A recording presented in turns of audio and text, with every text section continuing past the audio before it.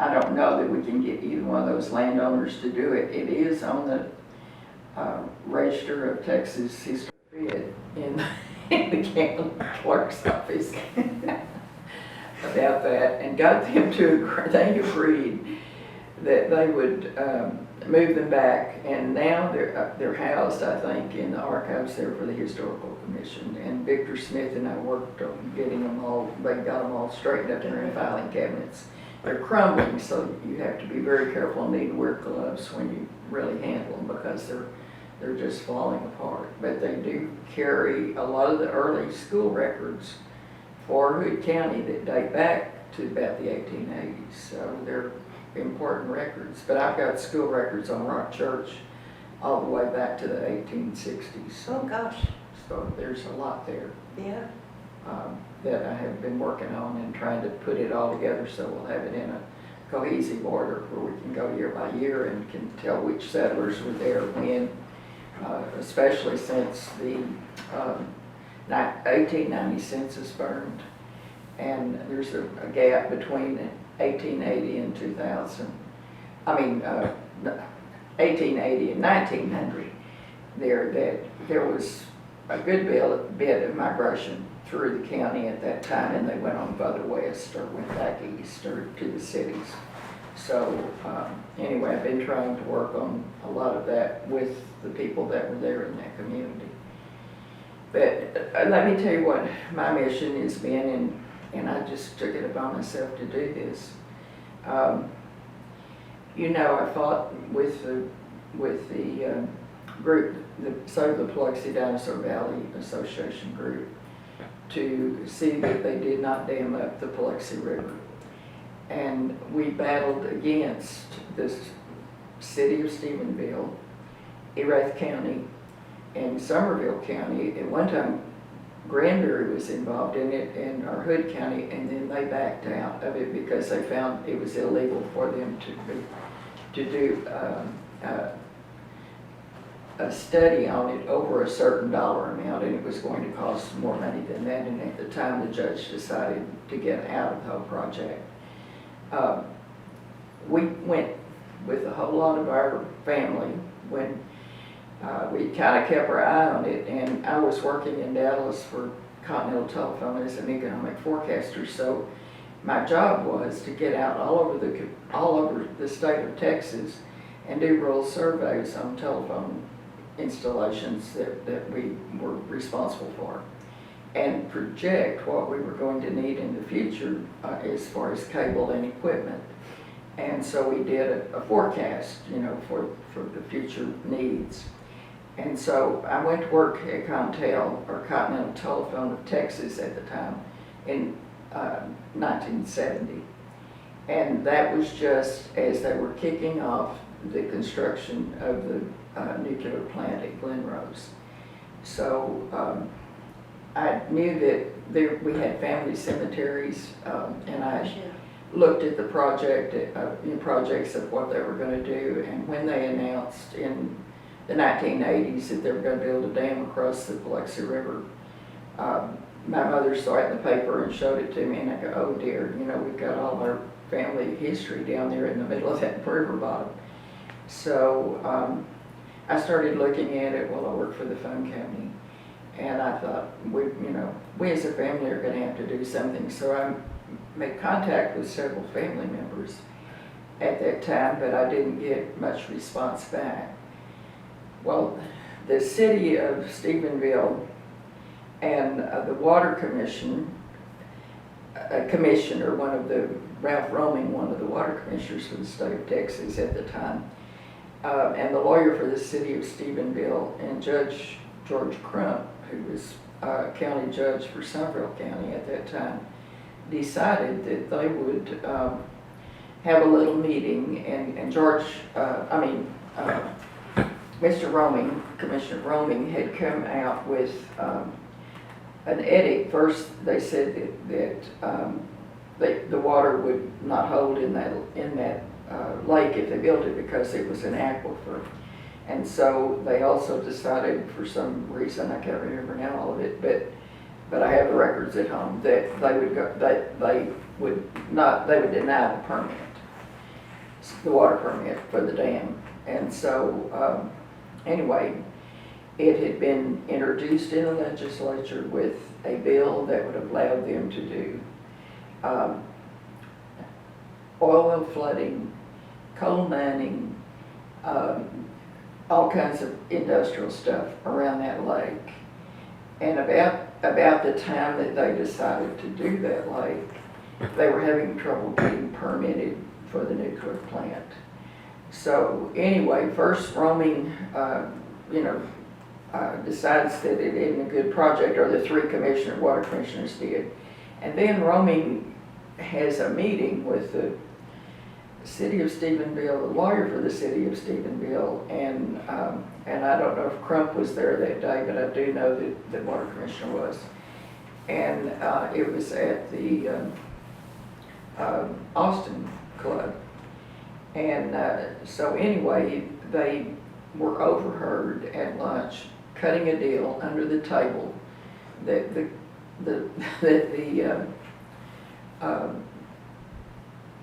Ralph Roming was a Democrat, and Bill Clements was just going in as governor, okay? But they cut a deal, the lawyer did, that they would go, to the governor and try to get him reappointed, even though he was a Democrat in a Republican administration.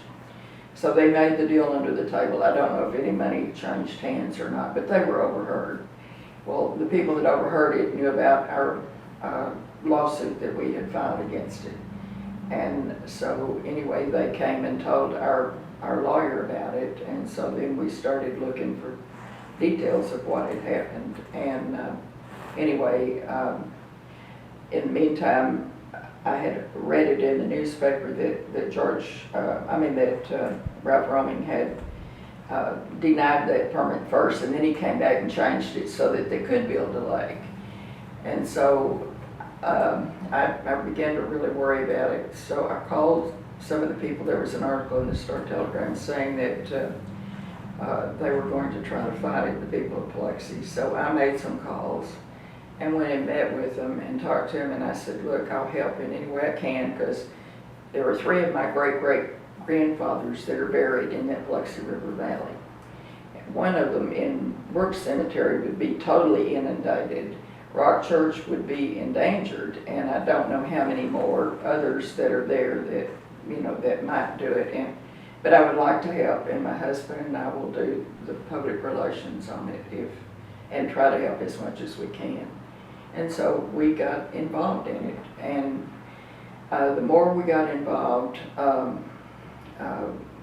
we decided that we really needed to contact the families in those old cemeteries to let them know what was going to happen, because they would, at the time that they would go ahead and build the dam, the Corps of Engineers would have to either move the cemetery and abate it, or they would have to flood it. But they needed the family members to come up and stand up and say, no, this is what you need to do with Grandpa when you move his grave. So anyway, we were concerned about all that, so we fought it, and then we finally decided we'd contact the families. So we decided to have a family reunion, and we started those back in the late 1980s, and we had several family reunions and got acquainted with family and told them what was going on.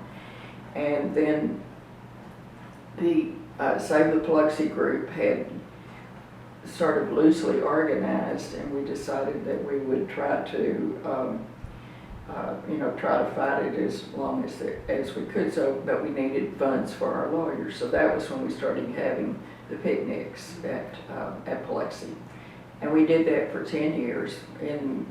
From about April through October, we would have a picnic once a month, and a fish fry is what it amounted to. And we would have people come in by bus loads. Eventually, word got around from Fort Worth and Dallas, and all of them would join us, and we raised enough money to keep our lawyer afloat. And anyway, we kept fighting it, and in 1997, it was thrown out of the Texas Supreme Court. And the way those permits are done in water at the water board at that time. It was the first one, in time that had been filed, was the first in line, and they just went from there. Well, ours, what had happened, if ours got turned down, or the dam permit got turned down, it meant they had to go to the back of the line and start all over again.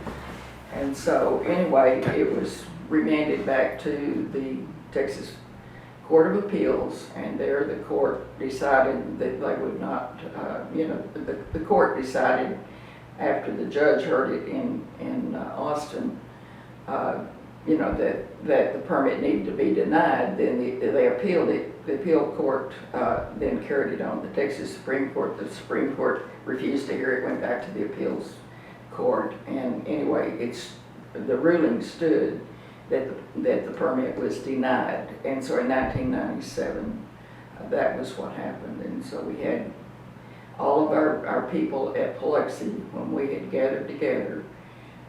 One of the little catchwords at Biloxi is that at one time it was known as pull tight, because of the tight pull when they would go to the mill to have their corn or flour ground. They would have to pull up out of that river bottom and go up the hills to go to wherever they were going. And so it got the nickname of pull tight, because you had to pull really tight to get up out of that, across that river. Well, anyway, we sat down together at Biloxi with family and friends and old residents and people that were going to lose their land. And we just decided we would pull tight as a community, and we would stand firm, and we would fight that, and we won. And that's, something we've not crowed about. We haven't said very much about it, but it did stop the water project at that time. That doesn't mean in the future it won't come back up, but at this time, the Texas Parks and Wildlife stood with us because it endangered Dinosaur Valley State Park and dinosaur tracks all up and down that river. Plus, there were 7 family cemeteries that were involved after we did a census and found all of them. And while we were working on all that, I started researching the properties that were going to be inundated and how they related to the history of Hood County.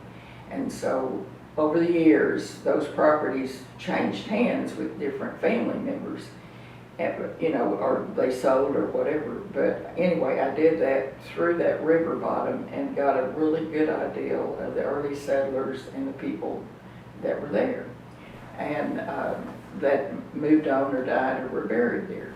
So that was how I got my interest and got started in all of it. My grandmother was from Biloxi, my mother's mother, and my grandfather, my mother's father, was from Rock Church. So I had, a leg in each community and a lot of family ties. And as we were researching all of that, I found, my goodness, I can't tell you how many cousins I have up and down that river now. And I decided a long time ago, if you throw a rock on the Biloxi River anywhere towards a person, you're going to probably hit a cousin of mine, or you're going to hit a piece of property that belonged to one of them. So, you want to just kind of be careful what you say down there, because you're related. Right. So, anyway, over the years, we disbanded the fish fries after we won the lawsuit, and but anyway, we became a very close-knit community, and a closer-knit community because of all that. And we worked with trying to get the people at Biloxi to restore, or at least help stabilize the old block building at Biloxi that was built by my great-great-grandfather, William Etheridge. And it was owned by the one family who were cousins who had purchased it from my great-great-grandmother when she was elderly and had passed away. It was actually in her estate that Ben Juan purchased it. And so he purchased some other lands there that at one time had been owned by Grandpa Meek. But anyway, to start back at the beginning of the history of Biloxi, we have to go all the way back to the 1850s. in the early 1860s to get a really early glimpse of what happened there. And the old mill was under construction and built and completed in 1859. And it was a grist mill. It ground corn and grain for flour and cornmeal.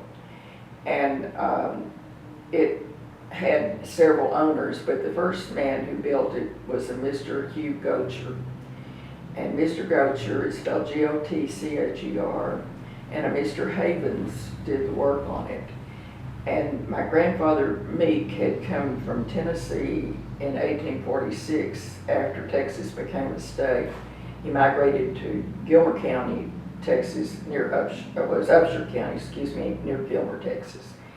Then he came across, there was a land grant that was given called Peters Colony, and it came east and it took in part of Hood County. And he migrated over to a little community called Sugar Hill. And there was a gentleman that owned a little general store there, and his father, who was kind of a witch doctor, whatever. Father, I think it was his father-in-law, Mr. Jones. But anyway, Grandpa bought some land there. He bought the Lemuel Blanton survey of land in Collin County and near Sugar Hill. Well, Sugar Hill today is known as Farmersville, Texas. Okay. But anyway, the captain that owned the store in Sugar Hill was killed along about, I think, 1854, 55 in a dispute at Christmas because it was Christmas Eve and he closed the store and some people wanted in and wanted liquor and he wouldn't sell it to them, and so they shot him and killed him. So anyway, Grandpa was there during that time. His first wife, Mahala Tidwell, and the Tidwell family go all the way back to Normandy and came over with during the reign of, or during the battle with the Normans and the English. Anyway, Mahala is descended from that line. And Mahala Tidwell and John had several children. And anyway, she was pregnant again when they lived there in Sugar Hill. And she caught pneumonia or, a respiratory illness or something. Well, the old Dr. Jones decided that he needed to help her get rid of the child that she was carrying. And anyway, he evidently ruptured something and she bled to death. And so my grandmother, Mahala Tidwell, is buried in there, which is a terrible, terrible story. Broke my heart when I found out about it, and everybody that hears it. But, and she left 10 children that were still living. Grandpa, within about a year or so, married a woman, a Mrs. Freeman, Sarah Elizabeth Freeman, and she was younger than his two oldest daughters. And family was happened a lot. The family was mortified. But anyway, he needed a cook and she needed a husband, and so she was young, but he had 2 children by her. And so he decided he would come, he was looking at land further west. The 2 oldest daughters had married Ben Art and Eustace Brooks. Ben and Arlena had married in Upshur County, I think, and then Eustace and Rachel Meek Brooks married near Farmersville. And my grandmother, great-great-grandmother, Maggie Etheridge, married a Mr. Day there, or Maggie Meek, and then she became an Etheridge after Mr. Day died. Anyway, homestead land in Peters Colony over in Wise County. So Grandpa decides he wants to look over at land and maybe go on further down into Erath County. And so he leaves. Sarah Elizabeth was pregnant with his second child, and she was making him a suit of clothes. And anyway, he wanted her to finish that before he made a trip with part of their belongings down. He decided to go on down to Erath County. Well, she didn't finish the clothes. He went on the trip. She had the baby a little bit early, and he went on and left. And anyway, she died 9 days after that baby was born. This was his second wife. So we have two of his wives married in Collin County. Did the baby survive? No. No, yes, she did. Sarah Elizabeth, yes, she did. His second wife's second child, Sarah Elizabeth Meek King. She married a king. Anyway, she survived during that, during all of that. Grandpa had purchased a slave lady, Emily, when he came to Texas to help with the children, and her son, Henry. And when they were freed in 1865 by the Civil War, they took on the family name of Meek. But anyway, Emily raised Grandpa's other children pretty much after Sarah Elizabeth died. And he came on and moved down into Erath County, served as county clerk in Erath County. He was a constable, I believe, in Collin County. When he came down to Erath County, he was the county clerk there. He'd been a constable in Collin County.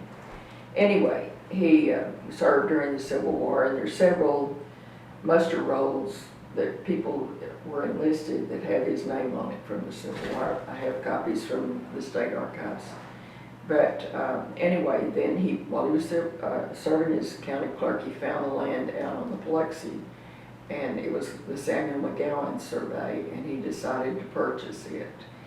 Now, he had known Mr. Hugh Gocher when he was at Sugar Hill. The Gochers live there, and there's still a Gocher family in Collin County. But I don't know if he had Mr. Gocher start that mill, or if he knew Mr. Gocher had bought it and he decided to buy land around it. That's still, you know, kind of up in the air as to which started first. But he became an owner of that mill, and along with a Mr. Dan Hemmons, and he built a cabin out right on the mouth of Richardson Creek, where it flows into the Biloxi. And if you go out Baker's Crossing Road today and you cross at Baker's Crossing, where the water comes under the road and then it goes over at flood stage, his land would be, if you were going east, his land would be on the right just after you cross that river, the Biloxi River. But anyway, he built a double pen log cabin with a dog trot between it out there, and out of walnut logs. And he moved out there, and he some way acquired, I don't know whether he purchased it from Mr. Gocher, or Mr. Gocher was in cahoots with him to build the mill, but anyway, he owned part of the mill. And he sold half interest of it, or the other half interest of the mill was owned by Mr. Dan Hemmons. Now, Dan is a very, very interesting character that we need to really write some stories about, because he was from England, from the Isle of Wight, W-I-G-H-T. And he came here to Hood County, and he found that he fell in love with a daughter of Andy Walters. Now, Andy Walters is part of the Aston family. The Aston family married, or Mr. Aston married into the Walters family, but Mr. Walters had several daughters. Well, Dan fell in love with one of his daughters and wanted to marry her. And he was kind of an adventurer, so he had come from England and was kind of looking through the country and everything. And he decided he wanted to settle down and buy that mill. So he made a trip all the way back to England to see his father and ask his father for his part of his inheritance. And he came back and purchased that mill with that inheritance. So is he related to the Aston that built this house?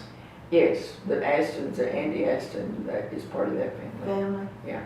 There were several. Prestige is another family name that married into Andy's family. Mr. Haley, James Haley married into that family, married another daughter. Now, Andy was involved, his land was out closer to Comanche Peak.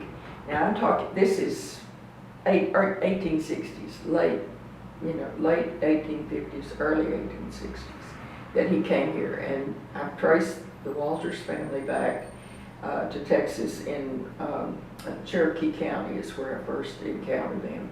And the Astons were there, and the Prestiges, and there was a couple other family names that were all there at that time and intermarried.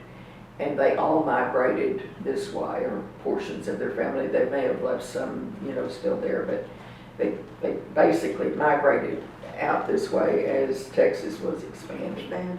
So they were very early settlers. They moved on, and so there's still some of the Walters family around, and there's still some of the Aston family around.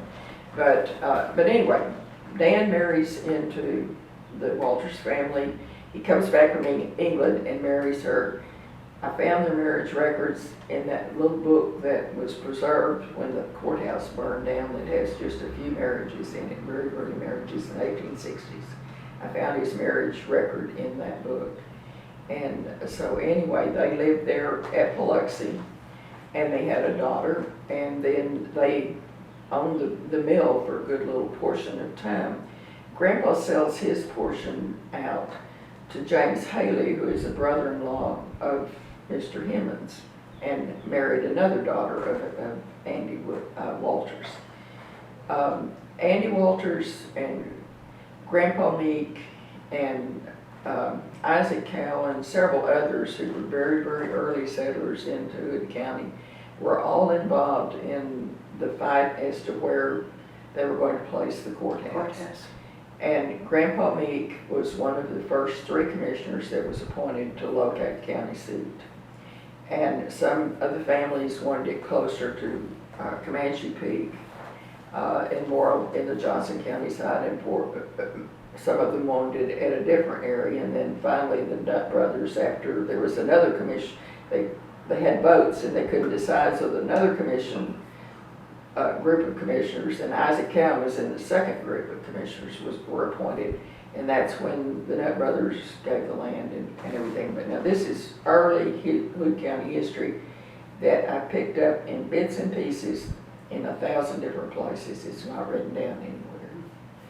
So, and I've put it together with relationships by finding out some of this. Anyway, Mr. Haley purchases the mill along about the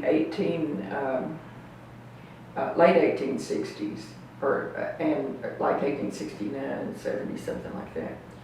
And he and Mr. Hemmons are partners then until sometime in the 1870s.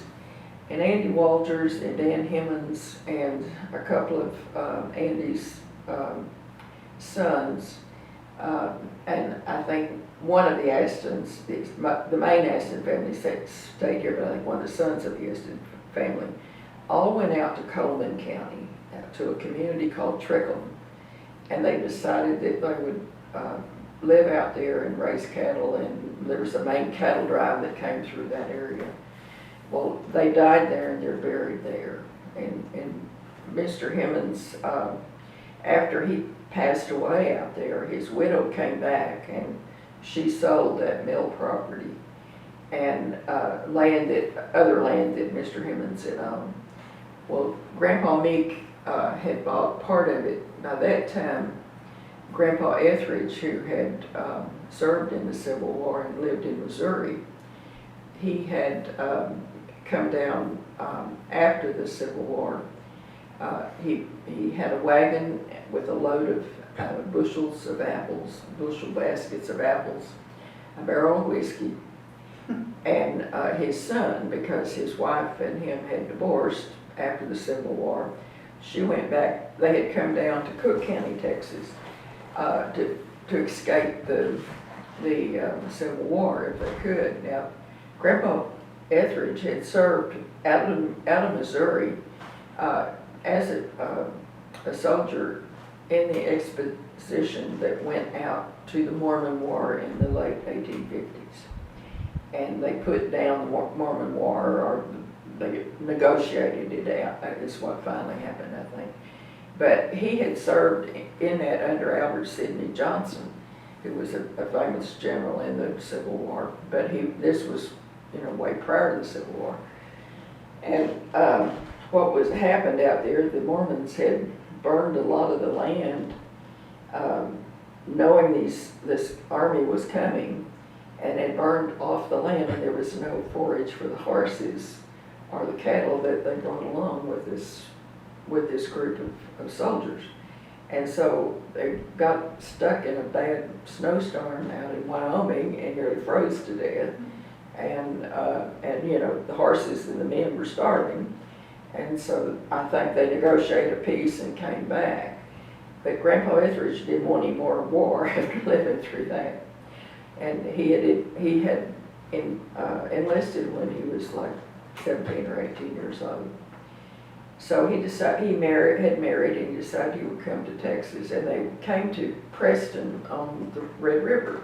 Now Preston was an early community there that was at a crossing on the river. That it no longer exists. It's under Lake Texoma now.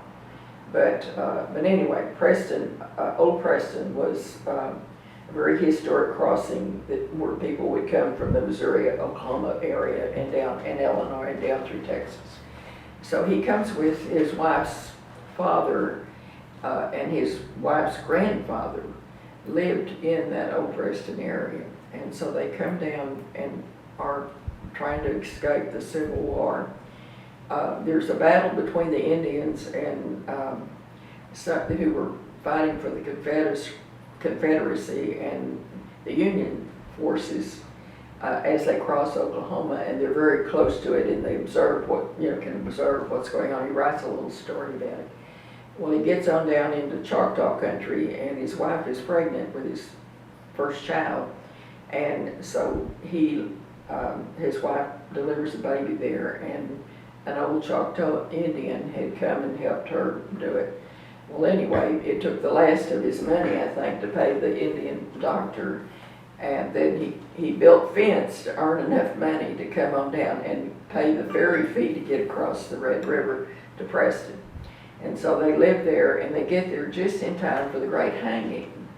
Now, the Great Hanging in Texas took place as the Civil War was, just starting. And the Confederate sympathizers were not going to tolerate any Union forces to come into the state of Texas, and they were going to protect their border, is what it amounted to. Anyway, there was a terrible tragedy that Jim Borland, who was a colonel in the Confederacy in the Texas Army too, they start having people who, if they're even mention a word about the United States or had any sympathy towards the Union remaining together, they would gather that family or that man, and they were hung, and there were 40 of them that were hung. Well, Grandpa Etheridge, coming into that, he decided he would join the Confederacy. Yeah, right. Under Jim Borland, okay. So he serves in the Civil War to keep from being hung, is what I always say. Anyway, his father, Grandpa Etheridge's father, Jared Etheridge, also was in the Confederacy, and he was in a battle in Arkansas, I believe, or Missouri, and he was captured, and he died in the Rock Island prison camp up on the Mississippi River, Rock Island, Illinois. He died in April, when just as General Lee was surrendering. And what had happened, the quartermaster in Rock Island was using the money to line his own pockets, and a lot of the men starved to death or died from dysentery and not having enough clothes and warmth and that kind of thing. And he died just previous to the surrender.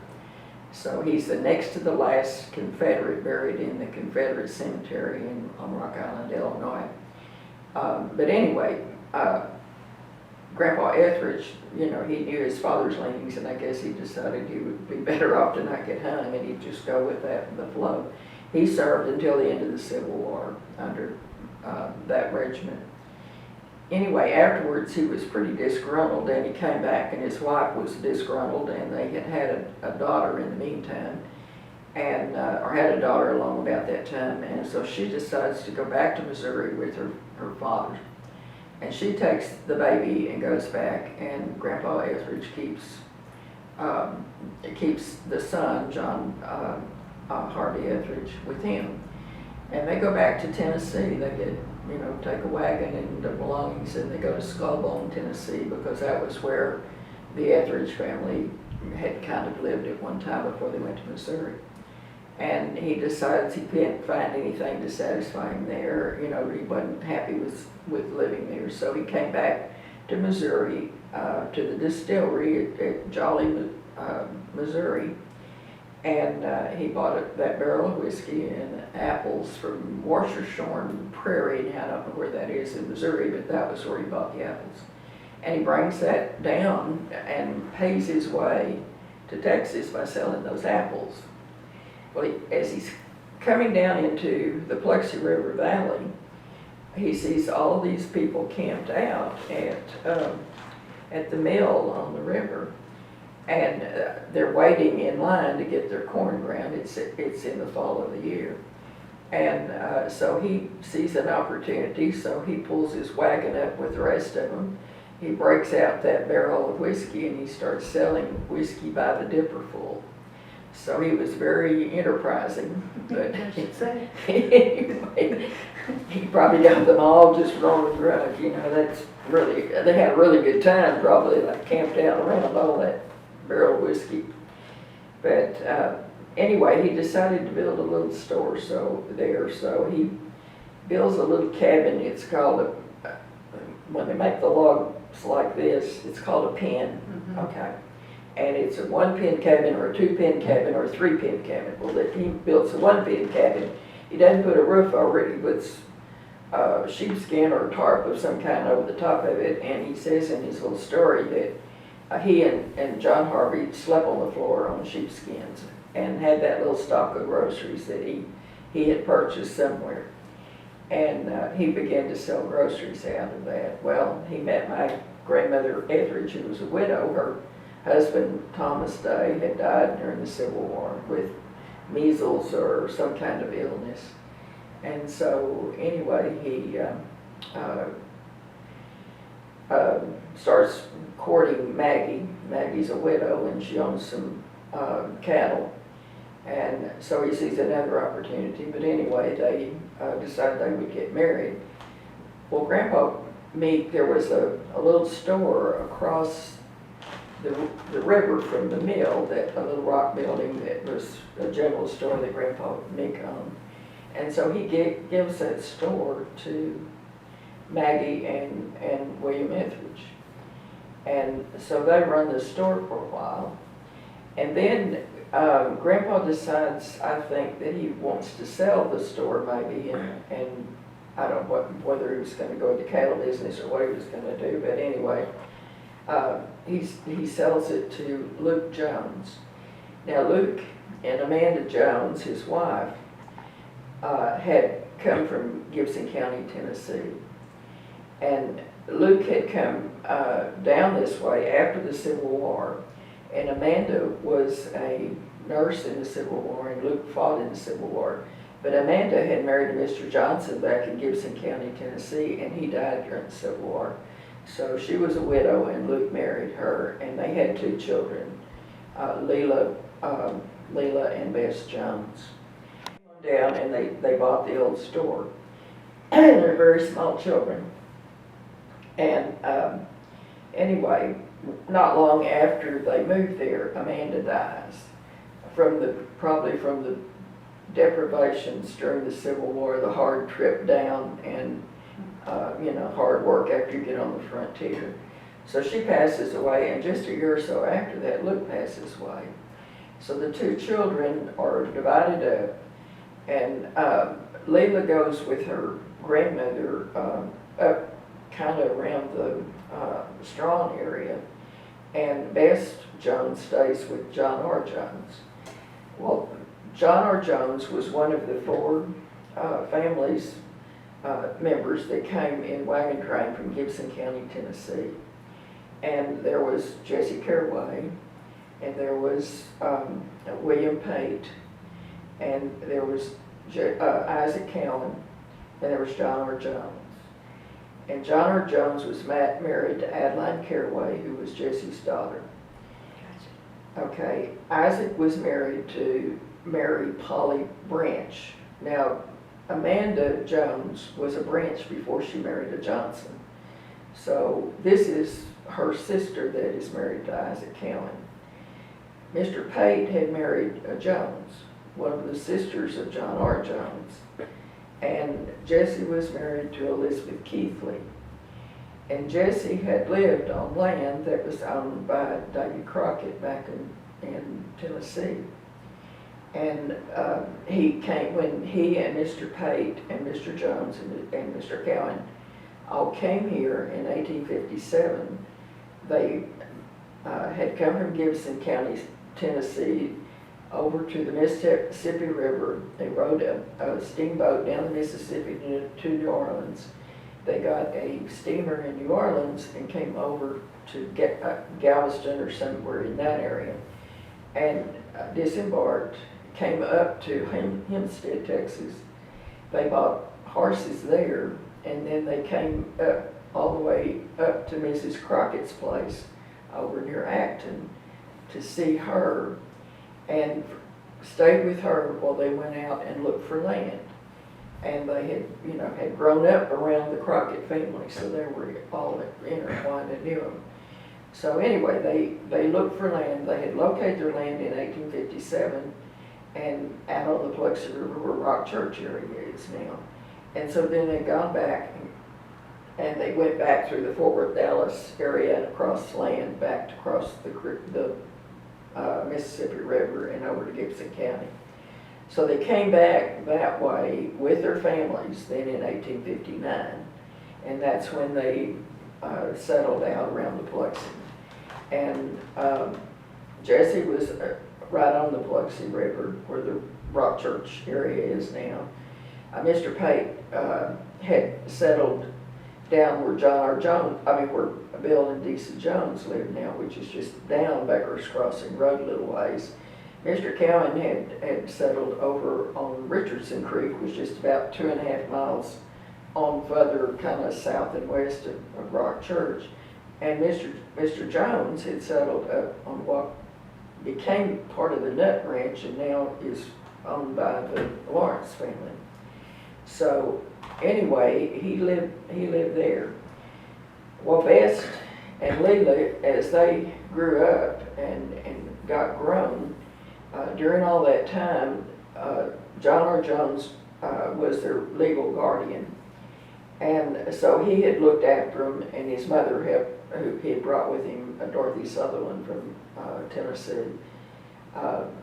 He had Dorothy Sutherland Jones, he had brought all of them with him.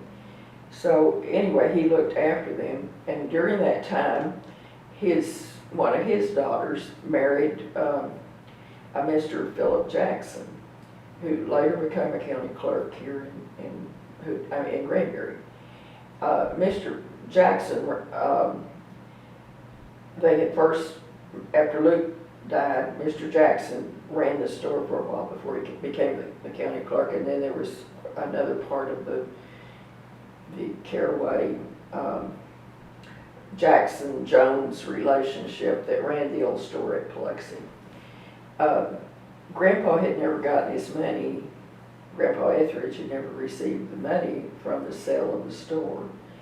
And Leela and Bess, after they got grown, they had never received their inheritance.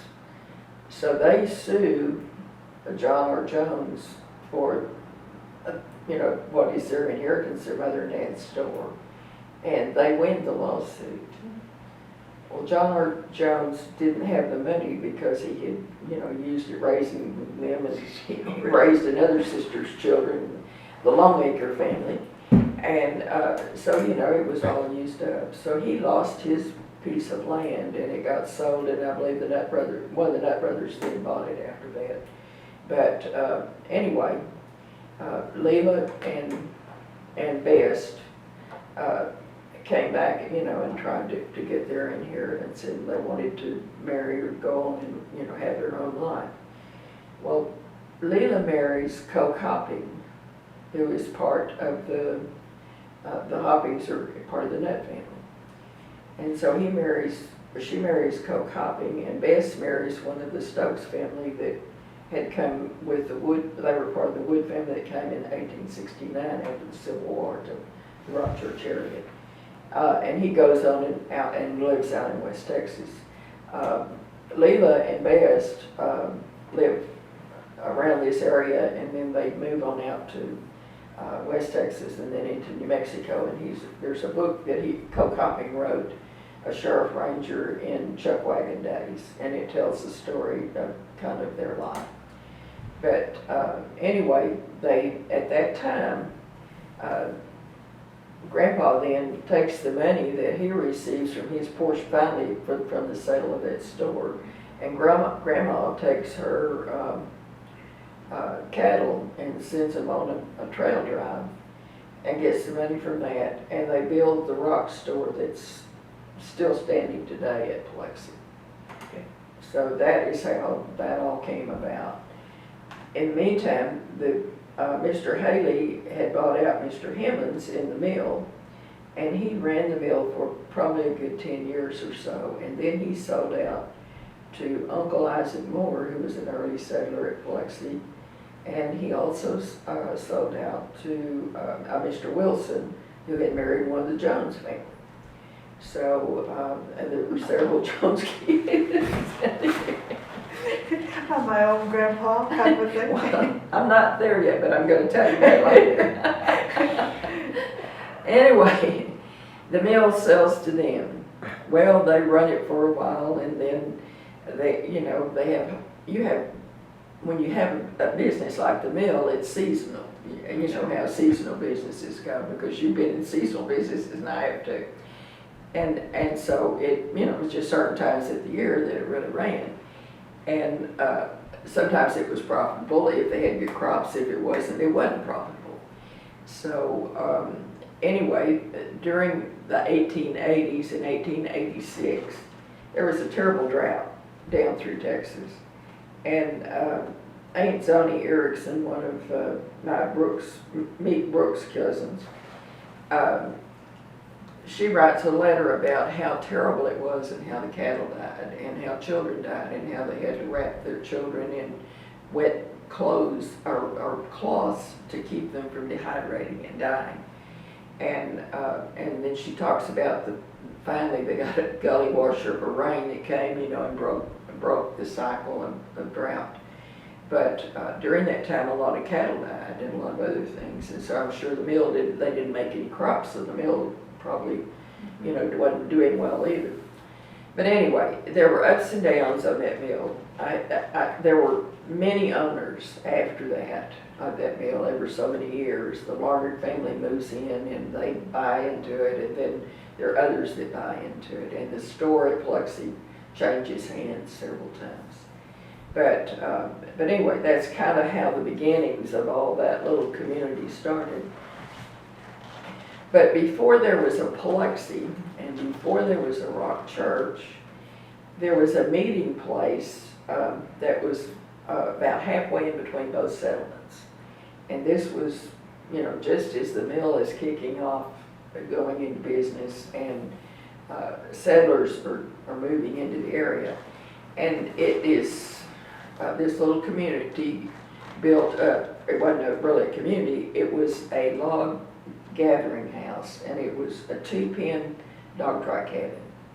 And so they would meet there to get their mail, and this was before the stores at Biloxi and the mill. But anyway, William Robinson, who had been a very early missionary and settler and missionary to the Indians and to early settlers in the area, had come through and lived in this part of the country down on the Biloxi.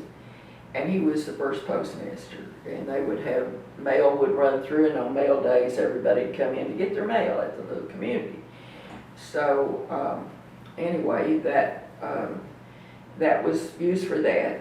They used it for a school, and they used it, it was just called the Old Log School, and then they used it for a church, and it was called Bethel Church. Well, during all this time, the settlers from Tennessee and a lot of other areas had, they'd come from pretty good civilization and in Tennessee by that time. And so when they came to Texas and the frontier was raw, and they didn't have finishing schools for little ladies and all of that kind of stuff. Anyway, there would be these itinerant dance teachers that would come through, and they would teach people how to do the different dances. Well, one had come through the community and had taught several of them how to dance, including Mary Cowan Williams, who was a daughter of Isaac and Mary Branch Cowan. And so they decided to have a Saturday night dance for their teenage sister, the two of the brothers, for Mary. And anyway, the dance lasted, to the wee hours of the night. And the next morning was Sunday morning, and here come the people for church that morning. And there's still a lot of evidence of the dance. Probably hanging out of the trees, who knows, with a little moonshine, what might have happened. But anyway, the old pious members of the community were just totally, absolutely outraged. And they just could not, think about having church where they had held that dance. So one of them, probably my great-great-great-grandfather Wood, he was a very staunch Methodist. Mary Cowan says in one of her stories that it was the Methodist that had the loudest voice and complaints about it. So I kind of think he might have been involved. And so anyway, they had an argument about it, and he suggested they take the log floors out of that cabin and turn them over because they had been desecrated by the dance. Oh, gosh. Well, that didn't happen, but anyway, it got out in the community, and the old legend is that it did, but it didn't, from early stories I found from Mary Cowan Williams. But became a very bitter fight about it. And along about this same time, there was a plague of whooping cough that came through the community. Now, there were a lot of children. The settlers had begun to get stable cabins and, reproduce cattle and kids and a lot of other things. And so there were a lot of children that went to school at the old Vinegar Hill School. Now, the first school down there was under a shade tree, and it was taught by John R. Johns. When they get to the Vinegar Hill level, after the cabin was built, they used that Vinegar Hill, or the cabin, it was called Bethel at the time, and the old log school. They used it to teach, and they had other teachers that came through the area. Anyway, they had this plague of whooping cough, and a bunch of those children died, and the doctor died. He caught it and died, and there was a family, a black family that died in that, and there was like one whole family was totally wiped out. I don't know if it was black or white, but it's told in the story that we lost a whole family. Anyway, they were buried in a cemetery there at Bethel. And because of the bitter feelings between the death of the children and the death of, the good feelings in the community about the church, Jesse Caraway decided that he would give the land for Rock Church. I see. And so he gives the land for a church, a school, and a Masonic lodge, and a cemetery. And in 1871, there were several that had banded together to become the Biloxi Masonic Lodge. And they decided that the Masons would sponsor the school. And so they decided to go ahead and build, and they hire a contractor I believe out of Waco, a Gilpin and Company, to help build the store. Well, the settlers, they gave their time, they gave their what little money they had, and they also donated limestone out of the hillside to quarry to build the store. Build the old rock building. And it became Rock Church. And they completed about 1873, and in the fall. And so they, hold meetings of the Masonic Lodge and upstairs. And recently I found a deed that Jesse Carraway deeded that whole second floor to the Masonic Lodge. The first floor was deeded to the community to use in any way they wanted to. Along about 1873, there's a Mrs. Brooks who dies, and Jesse carves a rock cairn as a tombstone to cover her grave, and she's the first person buried in the cemetery. And she is the mother of several other Brooks. She's Zachariah Brooks' wife, but several of her sons had come and they had populated land right around that Richardson Creek, Biloxi, and Rock Church area, and not far from where Mr. Cowan had put his homestead. So anyway, she was the first grave, and Jesse made her casket or her covering for her grave, and she was the first grave put there. In the next spring, they hire a teacher out of Missouri, and Mr. James T. Williams, who had gone to college, and I have his certificate from the school, a copy of it, and he is hired as a teacher. And so they bring the school, most of the school people that are up in that area into Rock Church. In the meantime, the old rock building at Bethel, the sour feelings of the community there, everybody started calling it Vinegar Hill. So it's still known as Vinegar Hill, and the name Bethel is forgotten. But, and there's another Bethel in Hood County, by the way. Yes, there is. Yeah, there's two. 51. Yeah. So, but anyway, it became Vinegar Hill. So Grandpa Meek gave some land up on the north side of the Samuel McGowan survey, a little closer to Biloxi, to move that old building, rock building, off of that site, Vinegar Hill site. So they put like a sled, they jack it up and put like a sled or something under it, and they use oxen or horses or whatever, and they pull that building up to Grandpa Meek's land where he gave it. Well, that becomes the school. And the children that were closer to Biloxi went to school there. So they used it, and Coke Hopping mentions it in his book in 1880s, that he and Leila Jones started school the same year in that old school. And there was a Mr. Dunn who was the school teacher. And but anyway, he kind of describes the old building. He said it was old when they went to school there, and the old benches were old log benches, and all. Well, anyway, they have a school there, and then they have the one at Rock Church. Later, the building at the old Vinegar Hill building is abandoned, and they build a little clapboard building at Biloxi, and it's a school there. In the meantime, the mill continues, to operate. And in 1900, when we had the terrible flood, we had a terrible flood on the Biloxi, but that was when a hurricane came in at Galveston and brought a lot of rain through the area. But anyway, it kept on operating until about 1908, and we had a terrible cold front that came or Pacific front that came through, that dumped tons of water on Texas and the upper reaches of the Brazos and all through this part of the country, and it brought floodwaters back down the Biloxi.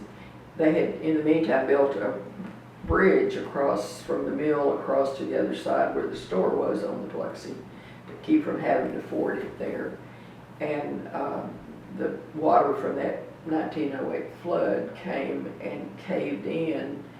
It pushed the bridge from its mooring on the other side, and it caved in the side of the mill, and that destroyed it. It was never rebuilt after that time.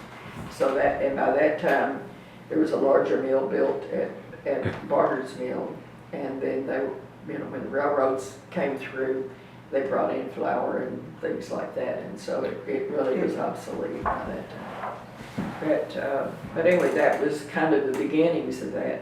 Mr. Williams, that they hired at Rock Church, he teaches for several years, and Mary Callan Williams is one of his pupils. And she starts going to school there. Well, she falls in love with her teacher, and she finally marries him. Gosh. So it becomes the Callan Williams history from then on. She has had a bunch of papers that were preserved in an old trunk, and LaRue Williams Oaks allowed me to copy all of those, and I have Xerox records of all of those Callan papers, and also a good photograph of Isaac Callan that is on a disc that I can share, with someone. I also have been able to find pictures of Jesse Caraway and his wife Elizabeth Keithley, and then I have a ton of pictures at Biloxi from Grandpa Meek and the Meek family reunions that we held, and the Etheridge family, and I've done a lot of research and found a lot more. And people have contributed, many, many things over the years to help us try to find out the history of that. We now have 3 websites. We've restored the Old Rock Church because it had really gotten, after the church members disbanded in the 1970s, it had really gone downhill and was really in bad shape. And so we decided as a board that we would try to do something with it. So we started working on it I started talking to them about it back in the 1980s and the 1990s and the early 2000s. But we finally got across that, it's going to fall down on our ears if we don't do something with it. And so anyway, we decided we would start. And we've been so amazed. The community, I think, we're ready to see it preserved because so much history of that whole valley goes around that old church. And the little clapboard church had been built in 1907. The Rock Church School had gotten large enough at that time that it had taken over most of everything in the downstairs area of that old building. And so one of the members said, well, let's think about building a church just separate, and so they went ahead. The Methodist Church agreed. Jesse had deeded that land to the community under the auspices of the Methodist Church, and everybody, Baptist, Christian, church, or whatever preachers that came through there were welcome to preach. But after 5 years, it was all under the Methodist Church, is the way the deed record read. So the Methodists had been in charge of it from about 1880 on up until 1907 or 8, and that's when they started the little clapboard building and built it. And in the meantime, after the congregation began to age and people had died off and moved away, they had sold the old Rock building to 2 school teachers in Stephenville to preserve it, and they made it into a private residence. And it has sold 3 times totally, I think, and now under the Benson family. Of course, this has been, 20 years. Does that couple that, the young, she's got dark hair? Yeah. She still lives in there? They still live there, yeah. Steve Benison. Mr. Ed Benison owned it, his dad, and he passed away several years ago now, and Steve and his wife still live there. Still live there. Yeah. I know they took a bunch of us through it, and school kids went and they were fascinated with that building. Yeah, it has so many old memories, and for so many years after it was abandoned as a school in the late 1930s. I think mid-1930s, R.B. Carraway told me, you know, the classes got down to where there were just a very few, and it was combined with Toller and abandoned. And I have pictures from early, probably 1942, 1943, showing that the windows are empty and it's been abandoned for a while. But people would come down there to visit, and the first thing they did was go into that old rock building and tour it, or they would go down to the old bridge, you know, and have their happy memories and take pictures. And even though the property was deeded, away from the church and all, it was like, hey, my ancestors built it, we still own it, we still want to go into it, and we still want to visit. And I think that happened several times to a couple of the owners, and that was when they eventually built a fence around it to keep people out. But they had to, because if they were off working, people just go down there and go in, and they weren't supposed to do that. But they felt like it belonged to them because their family had been there forever. Sure. And but anyway, Steve and his wife still are there. Yes, I've lived there a long time. They have, and they're getting. They still travel, I think, some with the work they do with different nuclear plants. They both worked at the nuclear plant at Glenrose, and then now they've traveled to other areas and other sites with whatever type of work they do.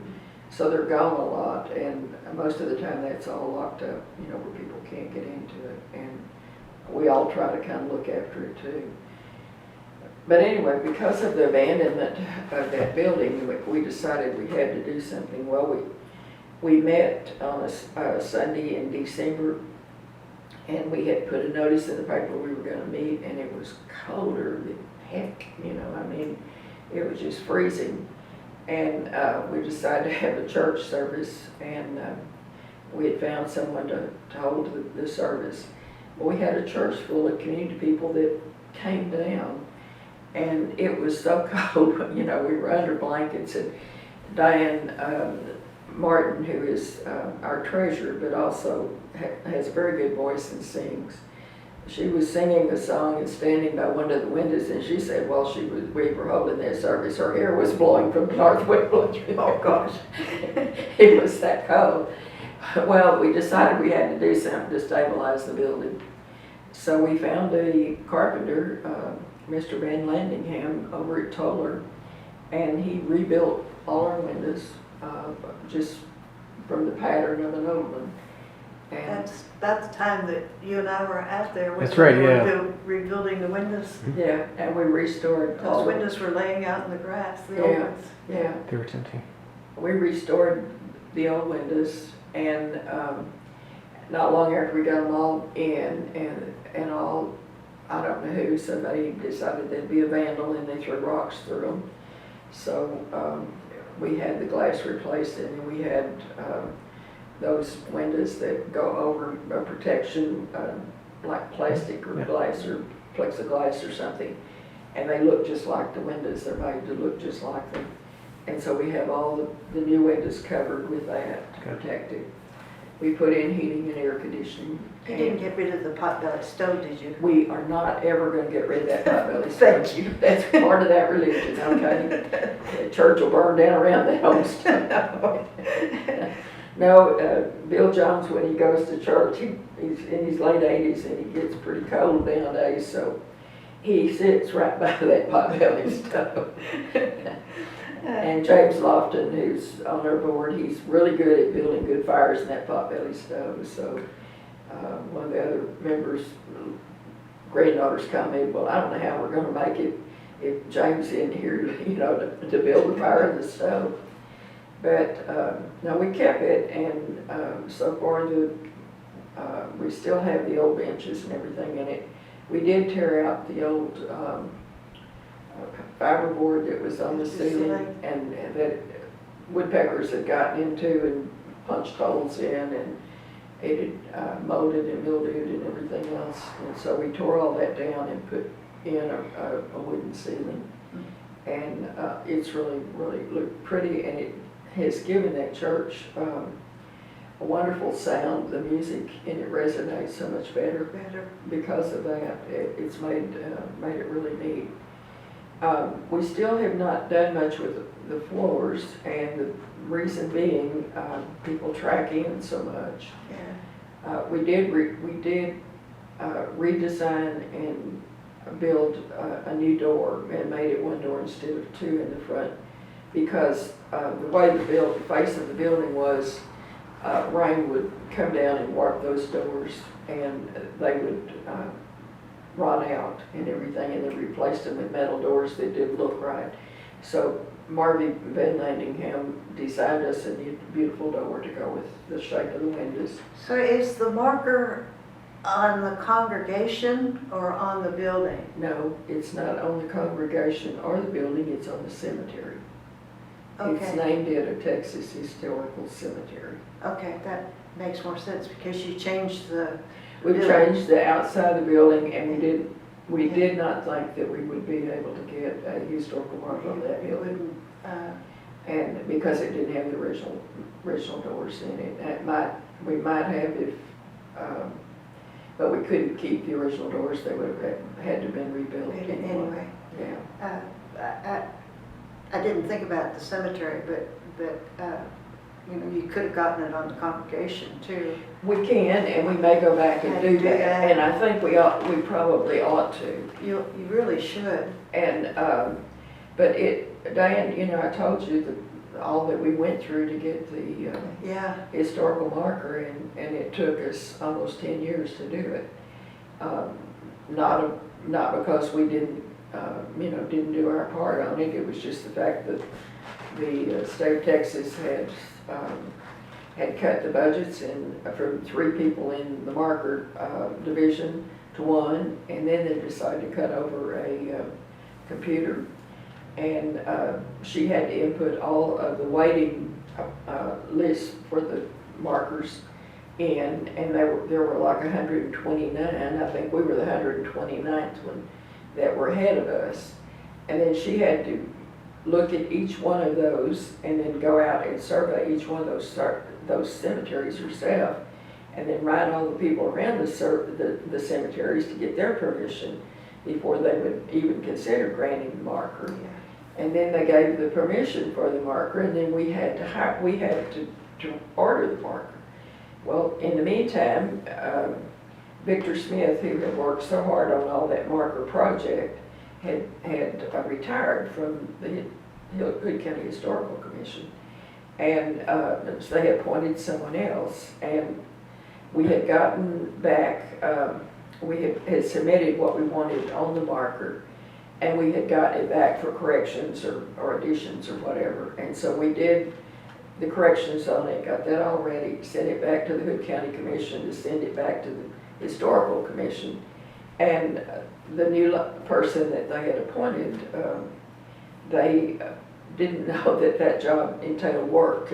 You know, it was evidently an honorary degree in their mind, but our appointment, but it was not an honorary position.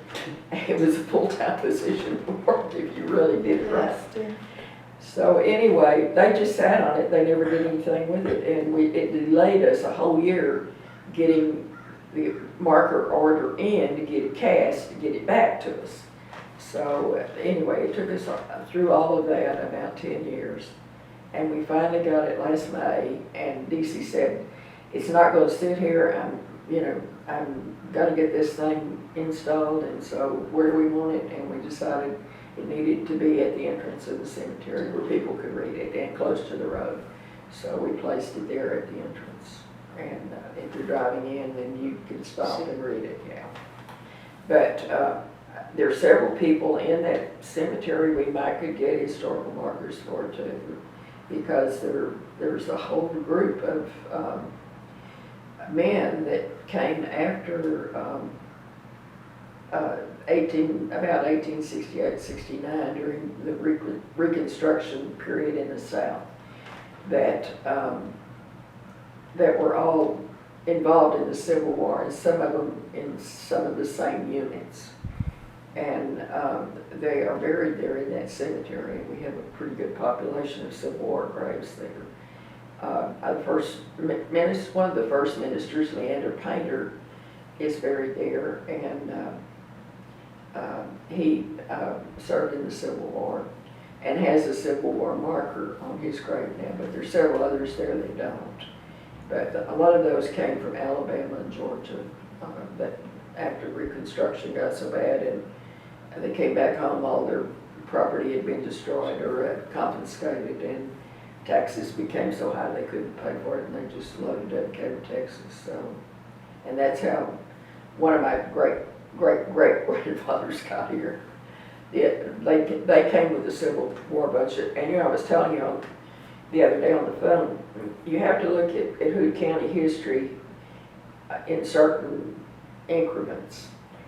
You look at it as the first settlement in the area has to do with the Barnards putting the trading post in at close to Georges Creek on the east side of the Brazos River and nearer to Glen Rose. And they built the first settlements and stuff. People would come to that area or to that trading post, and then from there they would branch out and look for land. And they mostly went up the creeks because there was water and wood for their fires, and there were cedar posts, that they could use. There were trees for building cabins and stuff, and limestone they could quarry for chimneys and foundations and later for houses. And then they could also, they could make gardens and stuff down in the bottomland where the soil was better than it was up on the hillsides. So anyway, but a lot of the first settlers that came were herdsmen. They brought their cattle with them, and they were herdsmen, or they acquired cattle on the range that were already roaming free in this area, and there were a lot of wild horses and stuff in the area, and so they came looking for places to put their herds and to be able to spread out and have land, and for them and for their families. And then after, when the Civil War occurs, part of the whole population then goes back further east because of the Indian raids. And then when they come back, they still are herdsmen, but when Reconstruction starts in the South, there's a migration that starts from the South and from the Missouri, Illinois area, and they start in Tennessee, and they start coming across Alabama, Mississippi, Louisiana, into Texas, and there are probably about 3 really main routes that they come in. And these people are bringing their cotton culture with them, and they're bringing industrial ideals from the North. And then the railroads come in. And so you have increments. The railroads bring even more industry, even more people in. And the obsolete early settlers, log cabins and the old mill and things like that become obsolete with the railroads coming in and bringing in more supplies. And then you have, by 1900, a more settled population in the area, a heavier population because of in-migration, but also because of the families having more children and looking for land. And so then you start seeing an out-migration of those people going further west. And when the cotton culture came in, a lot of the herdsmen went further west. So you're looking at several increments.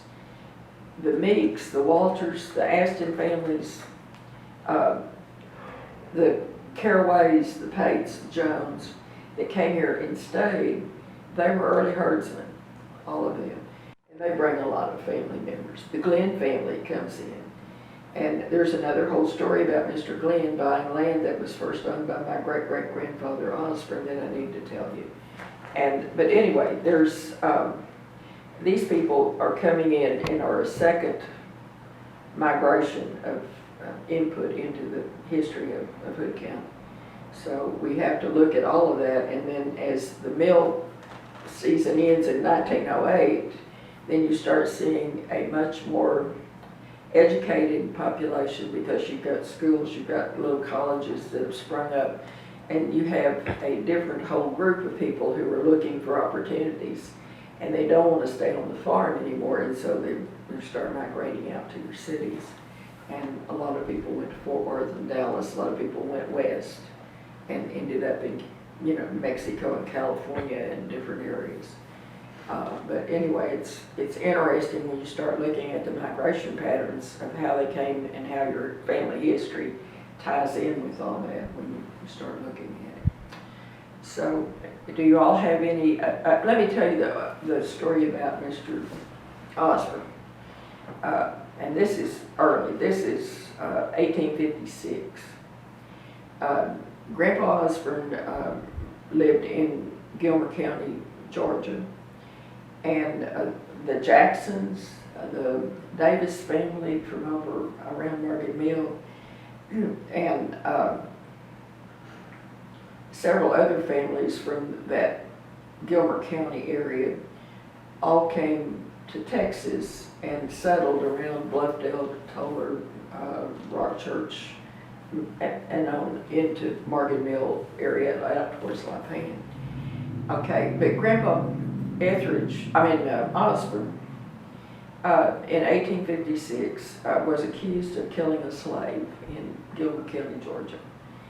And so, I'm not sure it's 1856, it may have been a year or two before. He was seen in Dallas, Texas in 1856. But he flees Georgia and comes to Texas. And he brings with him James Franklin Wood. James Franklin was indentured to Newman Osborne as an illegitimate child when he was about 8 years old. We think he was a relative of Newman's. He wasn't one of Newman's children, an illegitimate child of Newman. He was from a cousin, I believe, of the Wood family. But anyway, the woman's name was Leeper, who was his mother. And in the old Osborne Bible, it had James Franklin Leeper, and then somebody had erased it and wiped it out and put Wood. And it probably, by the time they found out who his real dad was, but he was first named as a Leeper, by his mother's name. Anyway, he brings James Franklin as his apprentice with him and helper. They're seen in 1856. There's a letter that was written back to North Carolina saying they were seen here. There was a tornado that came through Dallas, and it blew a piece of lumber through one of Newman's, Osborne's horses and killed his horse. And this is written up and told about. Anyway, then in 1857, Andrew Jackson, who had married Mary Osborne, Newman's daughter, and Judith Harris Osborne, Newman's wife, Jeremiah Osborne and his family, who is Newman's son, and Sarah Elizabeth Osborne, who had married William Davis, all come to Texas in a wagon train and to where Newman is. They come to the Barnard's trading post and they kind of camp out there. And Mary Osborne, my great-great-grandmother, was pregnant when she got here and had a child just right after that. This is like in the fall of 1857. She dies in January of 1858, just a couple of months after the child was born. So probably childbed fever, camping out in a wagon, the long trip here, disgusted because she left a home in Georgia. You know how women feel. They come out here, there's nothing, and you're going to have to do all the work to get it done, you know. But anyway, she passes away, and so Judith Harris Osborne and Newman helped raise Andrew Jackson and Mary's children. They settle on land up Glen Cemetery Road, close to where Glen Cemetery is. And Newman and Judith die in 1867, just at the end after the Civil War, and they're buried in what is now Glen Cemetery. Before it was Glen Cemetery. their graves are there. So they are some of the very earliest people that came in. I have a little story I've written up about him that I need to give you all. I would, But anyway, Newman Osborne and Judith Harris Osborne, his second wife, his first wife had died. This is Mary is his oldest child by Judith, and this is his second family. His first family, most of the children stayed in Gilbert County, Georgia. Anyway, they come out here and settle and build homes. Andrew Jackson at one time owned land that was part of the Nuts owned, and the Nuts family I think bought it, and he moved out to where Gideon Mills was the 1860 census taker for Erath County, and he took the census for the area that's Rock Church in Biloxi now. So when you look at it, it's signed by him, and he was from Florida. Anyway, he sells out his property to Andrew Jackson, and part of it into a Mr. Stokes, and he moves on further west. He's buried out around Big Springs, out in that area. But part of the Mills family stayed in this area too. Mr. Gideon Mills' son and son-in-law went out looking for horses that had strayed and were killed by Indians. And he goes out because they didn't come home and he couldn't find them. He goes out and looks for his son and son-in-law. And so he finds them. They've been shot through with arrows. The horses they were riding had been shot through with arrows. The Indians had absconded with the horse herd that they were looking for. And so Gideon goes looking for Indians after he brings his son back and his son-in-law and buries them. And he finds some Indians. He probably doesn't know whether it's the ones that killed his family or not. But he kills and scalps 3 Indians. And he brings them back to that same cemetery where he buried his son and his son-in-law. But first he hangs them in trees until they become, just skeletons, and then he buries them. I'm telling y'all some gruesome stuff, but this is what happened. Anyway, the old cemetery, we call it the Dunnigan or Jackson Cemetery, because there's Wood, Jackson, and Dunnigans that are buried in it. Was on this place that Gideon Mills owned it was actually a strip of land between him and the Baker family. The Baker Crossing Road's named after on the property there. And this is just a little bit on towards Bluffdale, on the lower road to Bluffdale from Rock Church. So anyway, he sells the land, and Andrew Jackson settles there with his children, and in the meantime he marries Nancy Ingley, who is a widow. Her husband died right after they came to this part of the country, and so she's a widow, and he marries her, and she helps him raise his children, and they have one more child between them.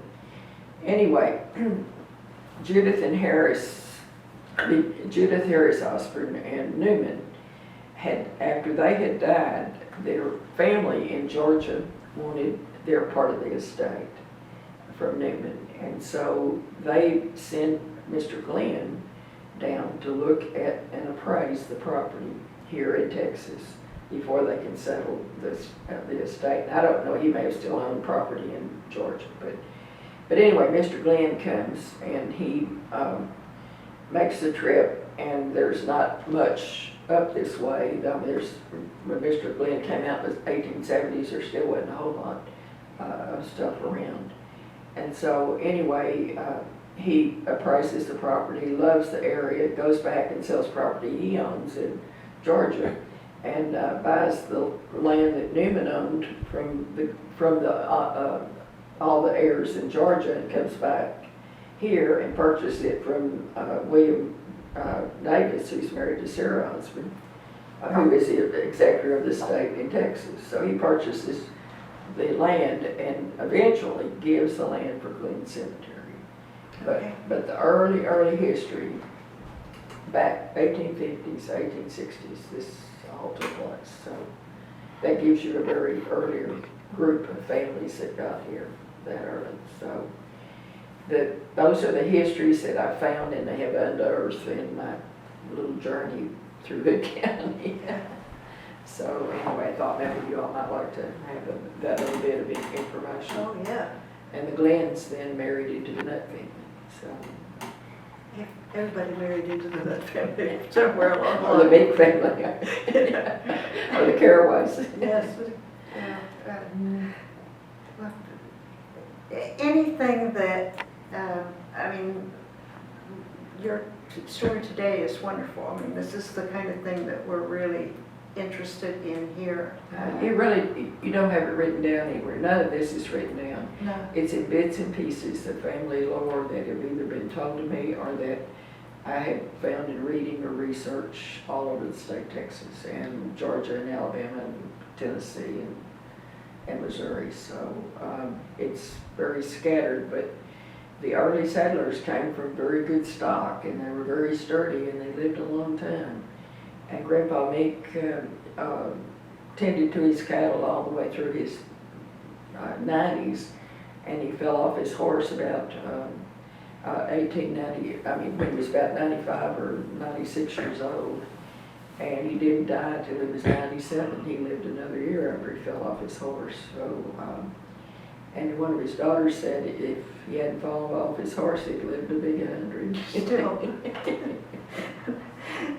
But all of the families and the pictures, especially pictures that we can, use as displays would be. What I'm thinking, we need to put together, and I'm going to brainstorm with you guys. I'm wondering if we could do a picture book of the early Paluxy and Rock Church Sure. history, and it just